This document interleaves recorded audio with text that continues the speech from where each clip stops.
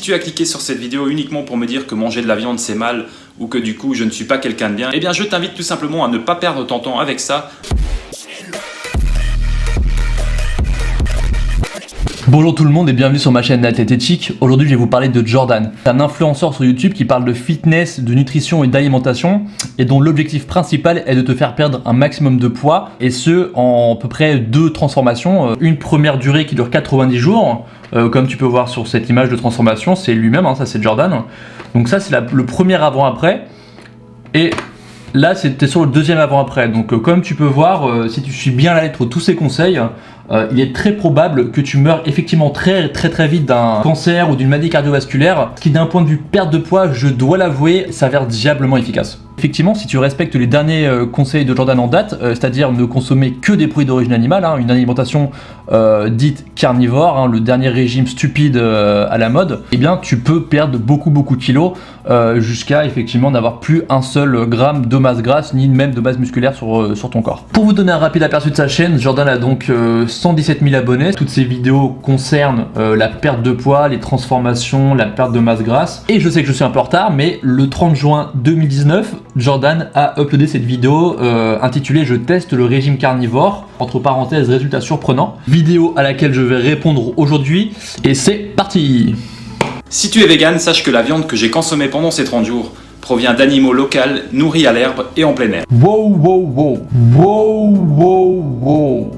Jordan, tu t'envoies un domac au mois d'avril et tu l'affiches fièrement sur Instagram et tu veux nous faire croire qu'un mois plus tard, tu as une consommation pendant 30 jours selon tes critères éthiques, c'est-à-dire des animaux élevés en plein air, nourris à l'herbe et locaux. À peine 5 secondes de vidéo et Jordan est déjà dans le rouge. J'appelle ça à Mario Kart un super départ, comme vous le savez.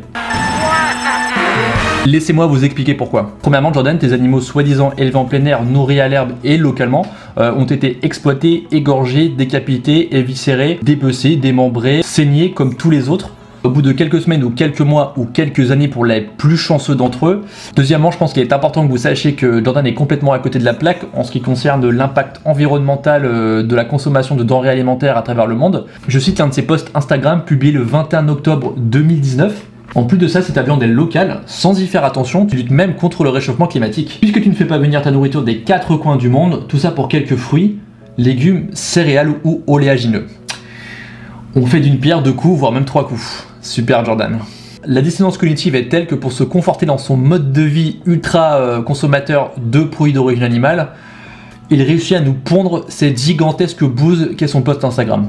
Non Jordan, en fait c'est la consommation de produits d'origine animale qui est en train de flinguer notre planète et je m'apprête à te le prouver. L'élevage est responsable à 14,5% des émissions de gaz à effet de serre, le changement des habitats, déforestation, destruction des forêts, drainage des zones humides. Les activités d'élevage contribuent également directement par le surpâturage à la désertification. 80% de la déforestation en Amazonie est due au bétail. Or cela ne cause pas seulement la perte d'habitat naturel de millions d'espèces, mais implique aussi un impact important sur le réchauffement climatique. Le dernier rapport des Nations Unies, par ailleurs l'a encore souligné, je cite, un produit comme la viande rouge demeure le plus inefficace en termes d'émissions de gaz à effet de serre par kilogramme de protéines produits. En plus, mais là c'est juste du bonus, la France importe en masse du soja OGM pour nourrir ses animaux d'élevage intensif, ce qui concerne, je le rappelle, 80% des animaux élevés en France. Et troisièmement, Jordan, si cela ne te concerne pas toi, que tu fais l'apologie de l'élevage extensif et d'animaux en plein air nourris à l'herbe, parce que tu considères, je suppose, que l'élevage intensif est à bannir, alors j'aimerais bien que tu nous expliques comment on peut nourrir plusieurs milliards d'habitants avec ce type de produit-là, alors qu'à l'heure actuelle, l'élevage d'animaux à des fins d'être mangés occupe déjà 26% des terres hors glace et que 33% des terres agricoles, soit un tiers, est destiné à la production de nourriture pour le cheptel mondial. Donc voilà, littéralement 5 secondes de vidéo et Jordan est déjà dans le rouge, ce qui a du sens puisque la vérité va à l'encontre totale de ce qu'il vante et promeut sur sa chaîne. Bon et bien comme vous avez pu le voir dans le titre de cette vidéo, j'ai testé la carnivore diet pendant 30 jours. Alors pour ceux qui se demandent ce que c'est la carnivore diet, eh bien c'est tout simple. C'est un régime dans lequel on ne consomme rien d'autre à part de la viande, du poisson et des œufs. En gros on ne consomme que des produits animaux, pas de fruits, pas de légumes, pas de produits céréaliers, pas de légumineuses. Rien de tout ça. Vous imaginez bien que j'ai déjà pu tester des tas d'alimentations différentes. J'ai pu tester le véganisme, le frugivorisme, le crudivorisme. Et avec le véganisme, c'était plus ou moins pareil. Je me sentais constamment ballonné. J'avais aussi tendance à manger tout au long de la journée. Et comme je mangeais beaucoup de légumineuses et de produits céréaliers, et bien au niveau de la digestion, c'était vraiment pas top. Alors juste pour rappeler quand même, hein, le véganisme n'est pas un régime alimentaire au même titre que le frugivorisme ou le crudivorisme. Le véganisme, c'est tout d'abord une éthique de vie. Et par ailleurs, on peut être végétalien et donc avoir une alimentation 100% végétale et profiter ou encourager l'exploitation et la mise à mort d'animaux non humains ailleurs que dans l'alimentation. Ensuite, la raison pour laquelle une alimentation riche en fibres peut provoquer des ballonnements, c'est l'état de ton microbiote intestinal à l'instant T de ta vie où tu décides de réinclure ces aliments dans ton alimentation. Grandir en consommant des produits transformés, des aliments riches en acides gras saturés et pauvres en fibres, affaiblit les populations de bonnes bactéries à l'intérieur de ton système digestif, en l'affamant en prébiotiques et donc en le privant de probiotiques, au point que celui-ci ne se trouve plus capable de traiter et dégrader correctement les fibres alimentaires. Si tu as un genou défoncé par exemple, tu peux soit passer par une phase de rééducation qui ne sera pas sans douleur et sans obstacle, ou tu peux décider de ne plus jamais marcher, et donc d'éviter la phase inconfortable de guérison. C'est un peu la même chose avec le problème des fibres alimentaires et de leur digestion. C'est aussi pour ça que les gastro-entérologistes d'ailleurs conseillent généralement à leurs patients de réinclure progressivement, doucement les fibres alimentaires dans leur alimentation afin que la flore intestinale puisse se restaurer, se renforcer et s'adapter au fur et à mesure que les semaines, que les mois et que les années passent. Bref, ensuite j'ai découvert la diète cétogène et c'est celle qui me convenait le mieux. Plein d'énergie une fois qu'on est habitué à la cétose. J'ai plus de facilité à me concentrer, je mange 1 ou 2 fois par jour sans avoir faim et sans penser constamment à la nourriture. Avec ça, j'ai notamment une bien meilleure digestion et une perte de masse grasse sans perdre de muscle. Seulement voilà, moi j'ai toujours eu un problème au niveau de la peau, surtout au niveau du visage, une sorte de psoriasis au niveau du visage et du cuir chevelu. C'est apparu vers l'adolescence et depuis j'ai énormément de mal à m'en débarrasser.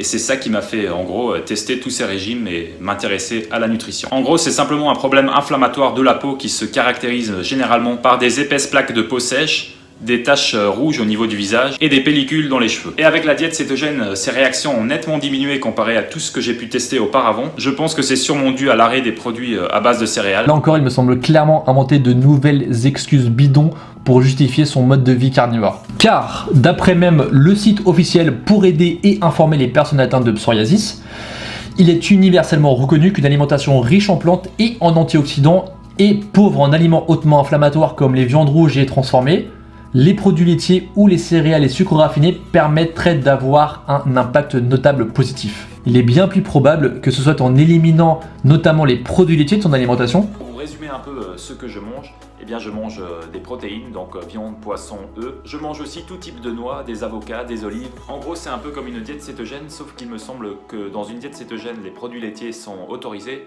Et moi, je les ai bannis également. Produits laitiers, auxquels 65%, je le rappelle, de la population mondiale sont intolérants. Les produits laitiers sont particulièrement inflammatoires et d'ailleurs reconnus pour intensifier les problèmes d'acné en raison des hormones de croissance qu'ils contiennent. Je cite cette étude, les interventions au niveau alimentaire chez les patients atteints d'acné devraient consister en une diminution du taux circulant des hormones de croissance IGF-1, altérée par la consommation de protéines de lait, et limiter l'apport en leucine, qui est un acide aminé essentiel, principalement apporté par les protéines animales, incluant celles de la viande et des produits laitiers. Et donc là, je me suis dit, bon allez, j'ai plus rien à perdre, je vais tester le régime carnivore, et puis on verra bien. Je m'étais déjà renseigné, j'avais déjà lu des témoignages d'Américains qui avaient testé la diète carnivore et qui avaient eu des résultats plutôt impressionnants et très rapidement. Certains ont vu leurs problèmes de peau totalement disparaître, d'autres ont guéri des maladies, et d'autres ont perdu de la masse grasse sans compter les calories et en mangeant à leur faim. Moi aussi j'ai 2 avant-après à te montrer, Jordan. C'est 2 mecs qui ont été sur une alimentation 100% carnivore, un peu comme toi,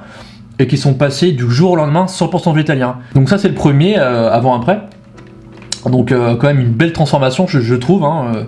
La deuxième, voilà. Donc là aussi je pense une belle transformation. Mais si tu préfères, je vais te résumer ça avec une équation toute simple. Anecdote possiblement fake, plus anti-véganisme, moins preuve scientifique, divisé par dissonance cognitive, égale OSEF puissance infinie. Et donc là, je me suis lancé et en à peine 10 jours, j'ai vu clairement une nette amélioration au niveau des taches rouges sur ma peau. Elles avaient vraiment beaucoup diminué à un stade que j'avais jamais atteint auparavant. Et au bout de 30 jours, eh bien, elles avaient presque totalement disparu. Pareil au niveau des pellicules, elles ont presque totalement disparu et ma peau est bien moins sèche qu'avant. Au niveau de la digestion, eh bien, ça ne s'est jamais aussi bien passé. aucun problème de ballonnement, digestion parfaite et le plus étonnant c'est au niveau de la grosse commission. On nous rabat souvent les oreilles avec l'importance des fibres pour la digestion et avoir un bon transit. Et là pendant cette période, eh bien j'ai consommé 0 fibres pendant 30 jours. Eh bien je peux vous dire que j'allais aux toilettes tout à fait normalement et les selles étaient beaucoup plus faciles à évacuer. Ce n'est pas les on dit, mais le consensus scientifique dit que les fibres améliorent grandement la digestion et permettent de prévenir constipation, diverticules, hémorroïdes, etc. De vous à moi, c'est pas très étonnant que Jordan tacle les fibres dans sa vidéo, parce que vu les effets ultra bénéfiques des fibres pour la santé et notamment leurs propriétés anticancérigènes et anti-maladies cardiovasculaires, bah effectivement, si tu commences à consommer des fibres, il est peu probable que tu parviennes au résultat final du programme de perte de poids de Jordan, qui est une putain de mort prématurée.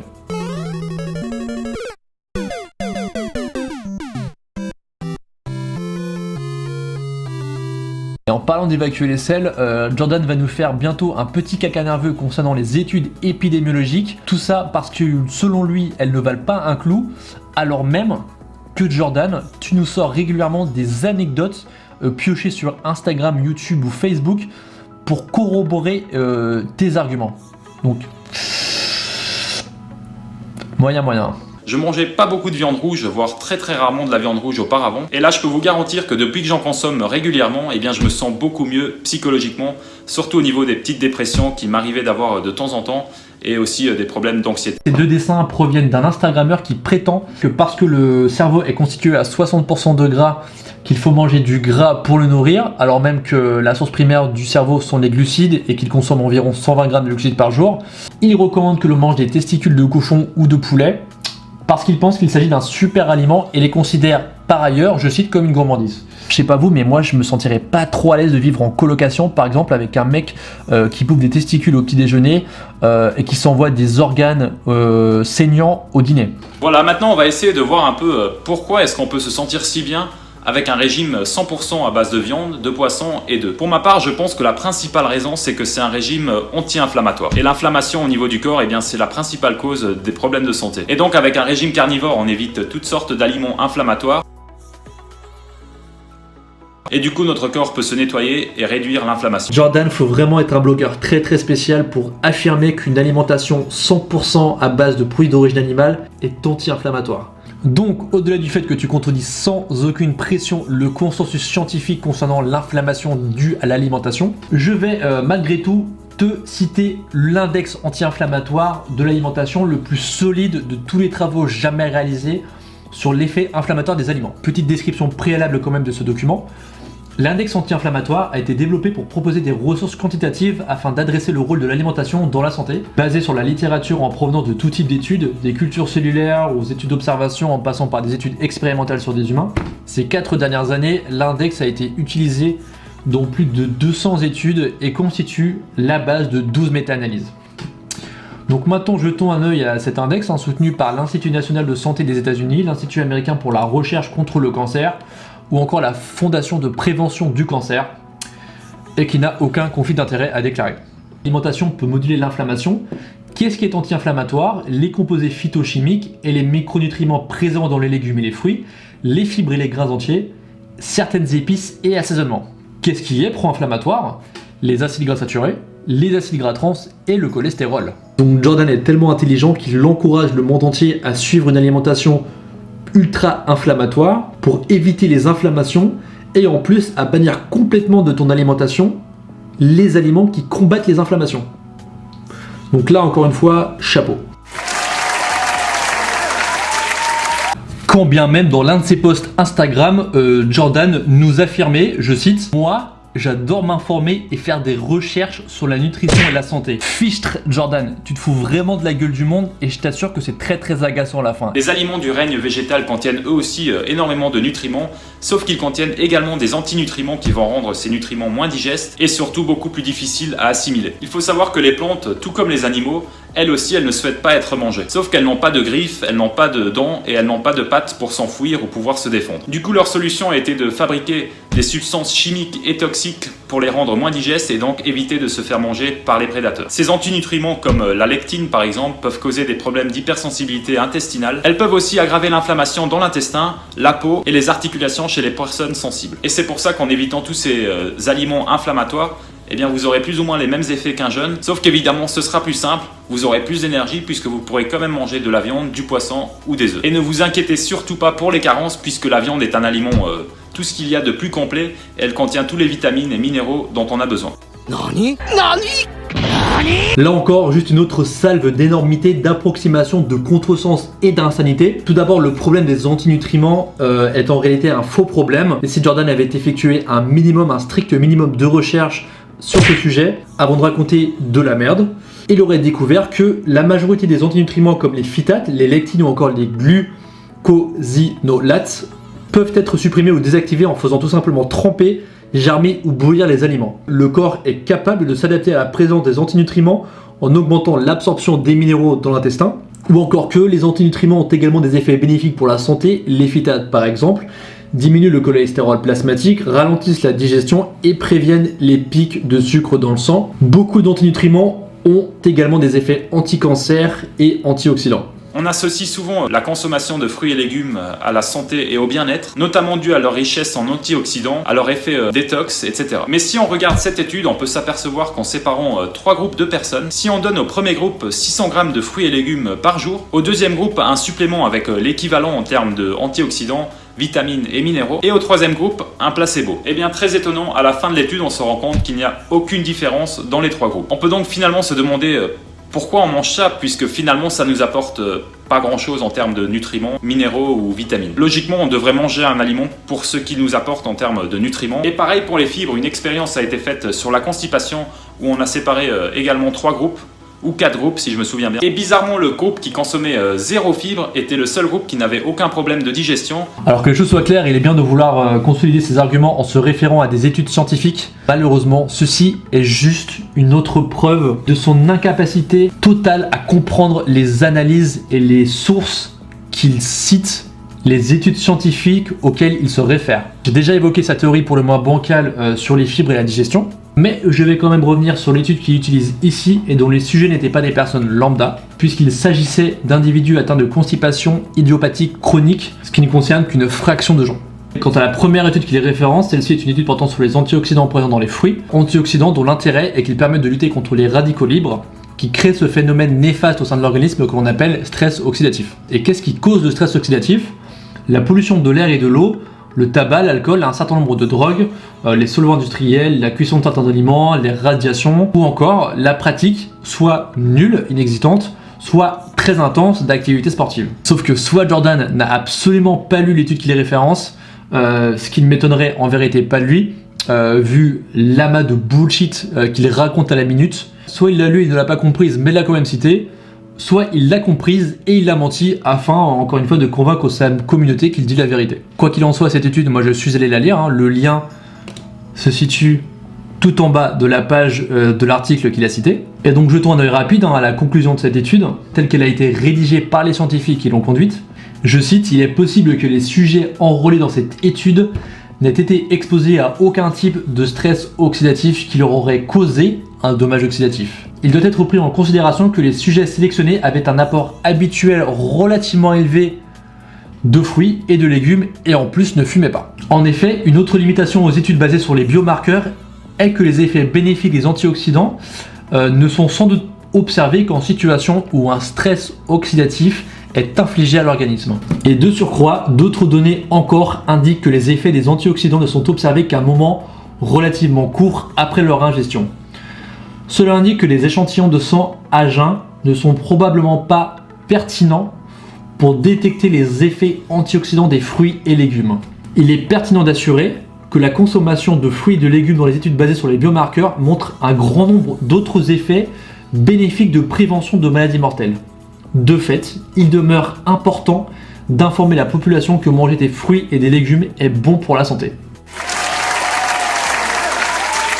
C'est là qu'on peut se poser la question, est-ce que finalement on nous rabat pas les oreilles avec l'importance des fruits et légumes ou des fibres pour finalement nous pousser à consommer et à acheter des produits qui nous apportent pas grand chose en termes de nutriments ou de santé. Surtout qu'on entend très rarement parler des dangers des fruits et des légumes, car oui, ils peuvent être néfastes pour la santé. Des chercheurs ont constaté que 99,99, donc on peut dire 100% des pesticides que l'on consomme sont produites par les plantes elles-mêmes. Donc ce sont des pesticides naturels que les plantes mettent en place pour se défendre dans la nature. Du coup, si vous mangez bio ou pas, c'est pareil, vous en consommez quand même. 52 de ces pesticides ont été testés sur des rongeurs et 27 d'entre eux ont été désignés cancérigènes et sont présents dans de nombreux aliments que nous consommons au quotidien. Honnêtement, Jordan est encore plus spécial que je ne l'imaginais, puisqu'il a cité juste avant une étude qui contredit ce qu'il avance maintenant. Mec, bravo, t'as réussi à t'auto-débunker.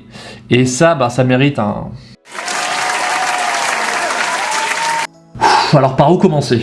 Tout d'abord, je ne pensais pas qu'on pouvait être tout simplement assez stupide pour envisager qu'il existe une sorte de conspiration de l'industrie agroalimentaire visant à nous pousser à la consommation de fruits et de légumes, à l'achat de fruits et de légumes, alors qu'il n'aurait aucun effet bénéfique pour la santé. Surtout venant d'un mec dont toute l'alimentation est basée sur des produits ultra marketés, ultra présents dans le paysage publicitaire, le tout par des lobbies ultra puissants capables de faire renoncer le gouvernement ou de le faire reculer à propos de mesures pourtant soutenues par la majorité des Français, comme par exemple l'interdiction des poules en cage ou encore l'installation de caméras dans les abattoirs. Donc, ensuite, Jordan nous a cité une étude qu'encore une fois, il n'a soit pas compris, soit pas lu, ou soit il nous ment une fois de plus.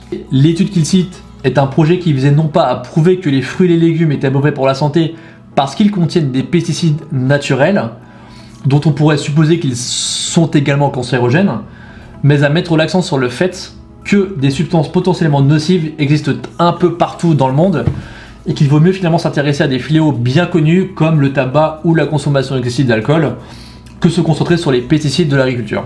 L'auteur le stipule d'ailleurs lui-même, je cite: « En effet, une alimentation riche en fruits et légumes est associée à des taux de cancer plus bas, sans doute parce que les vitamines anticarcinogéniques et antioxydants viennent des plantes. » Ce qui débunk d'ailleurs là aussi ce qu'il disait tout à l'heure. Donc Jordan, bravo, tu as réussi à t'auto-débunker 2 fois dans cette vidéo. Et forcément ça mérite un... Et deuxièmement, cette étude repose sur des tests effectués sur des rats, ce qui, au-delà du problème énorme d'éthique que cela pose, et de morale, je cite: « Prudence est requise pour ce qui est d'interpréter les implications de l'occurrence des pesticides naturels dans l'alimentation en ce qui concerne les carcinogènes des rongeurs.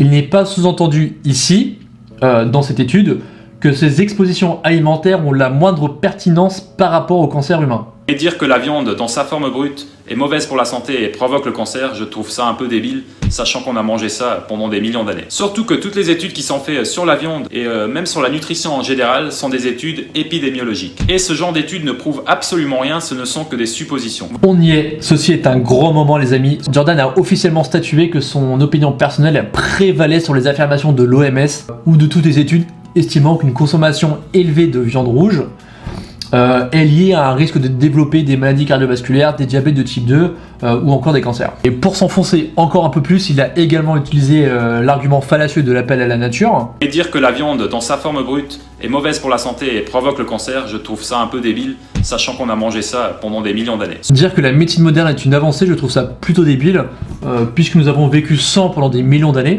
Dire que tuer d'autres personnes est mal, je trouve ça plutôt débile, puisque nous l'avons fait pendant des millions d'années. Dire que manger des fruits et des légumes peut être mauvais pour la santé, eh bien je trouve ça plutôt débile, puisque nous en avons mangé pendant des millions d'années. Et puis bon, sur ce qu'il dit à propos des études épidémiologiques, j'ai envie de dire, affirme le mec qui arrive à citer des études qui contredisent ses propres arguments.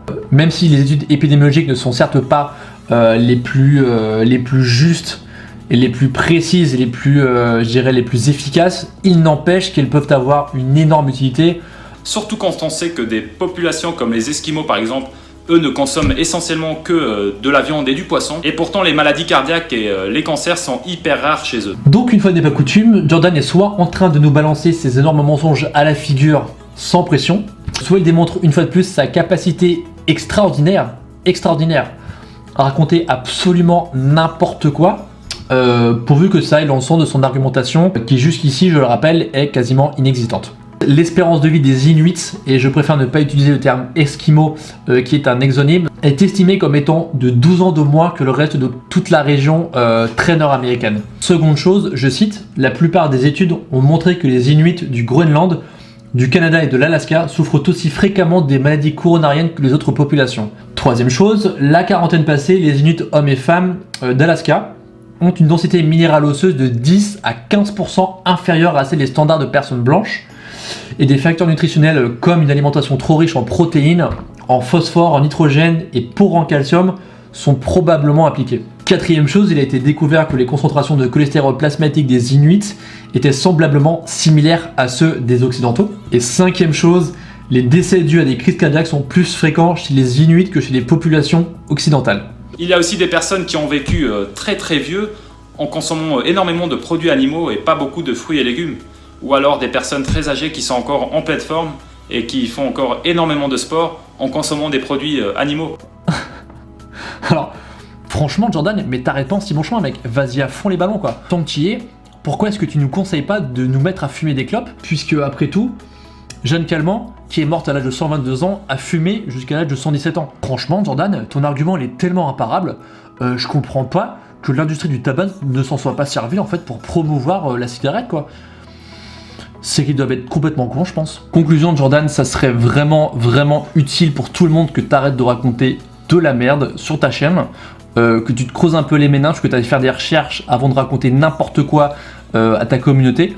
D'ailleurs, celle-ci risque de pâtir très sérieusement des derniers conseils que tu as donnés sur ta chaîne, donc je t'invite sérieusement à revenir un peu sur tes propos de l'alimentation carnivore et à présenter tous les risques qui sont intrinsèquement liés à ce type d'alimentation, à ce régime alimentaire qui d'autre part pose d'énormes problèmes d'éthique animale, mais aussi des problèmes d'éthique au niveau de l'environnement et de la nature. Voilà pour cette vidéo. Si t'as aimé, laisse un petit commentaire, un petit like, ça fait toujours plaisir. N'hésite pas à partager également. Je te dis à très bientôt pour de nouvelles vidéos. Ciao.